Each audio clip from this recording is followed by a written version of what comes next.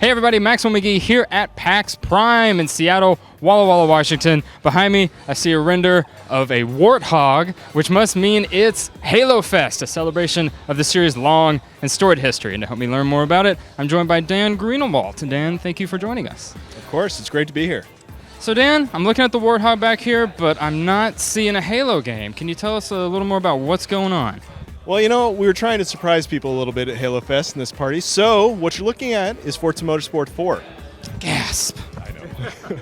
And what we really want to give people here was a Warthog experience like they've never seen in any game before. So this is our Auto Vista mode, which allows you to walk around the car, open it up, and get an unprecedented level of detail. Plus, you get a lot of information about the car. So if you can see, that's a very, very detailed car. So Dan, I think the big question here might be, why did you guys go through all the effort to recreate the Warthog in your game? I imagine some of the people back at the office must be pretty big Halo fans. We are big Halo fans back at turn 10. And a lot of this comes from, growing up playing Halo. This game was one that really changed how gaming worked. We all played first-person shooters on the PC and thought it's never going to work on the console, and yet it did. And so for us, it's about the nostalgia, but also this is actually the Warthog from Halo 4. So this is the first time people are going to get to that really up-close look at the future of Halo. So how did your team set about researching the vehicle to make sure it was an exact, perfect replication in your game? Well, this was a bit of a problem for us. We are very much about authenticity.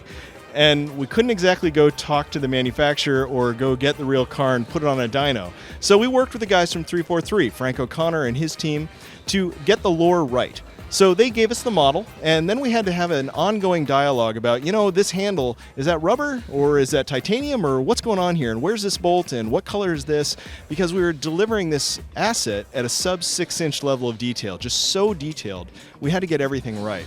And then there's the lore itself, the actual history of this car that is presented within the game. So all of that was written by 343 and then recorded by Cortana. And will I be able to take the Warthog out on the open road? Because I know it has a giant machine gun mounted to it that might not be regulation standard. Well, it's not really safe to have our own Ferraris. I think it would frighten them all away. No, you can't actually drive this on the track, and that actually is for two reasons. One, for gameplay size, it actually only goes 78 miles per hour. It's ridiculously heavy, and it's extremely tall. So it's not a great balance, but we could have made that work probably. We do have some pretty big vehicles. It really came down to physics. Credibility, authenticity is extremely important to us. So we redid our physics engine for Forza Motorsport 4 to have an all-new tire engine. And the tires were provided by Pirelli. And Pirelli didn't have any data on this kind of tire. So, imagine that. Yeah, exactly.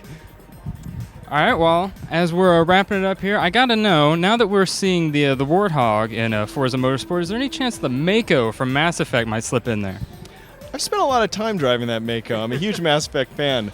But honestly, this was really a perfect opportunity for us to collaborate with another studio within Microsoft Game Studios and deliver something that we hope will make the fans of both franchises just go crazy. All right, Dan, so how are players going to be able to get their hands on the Warthog? Well, the Warthog is a bit of a Easter egg in Forza Motorsport 4. Now, there's a lot of cars in Auto Vista, and each one of those cars has to do a challenge to unlock it. Now, you have to do several of those challenges to unlock the Warthog, and it's kind of hidden and it unlocks itself.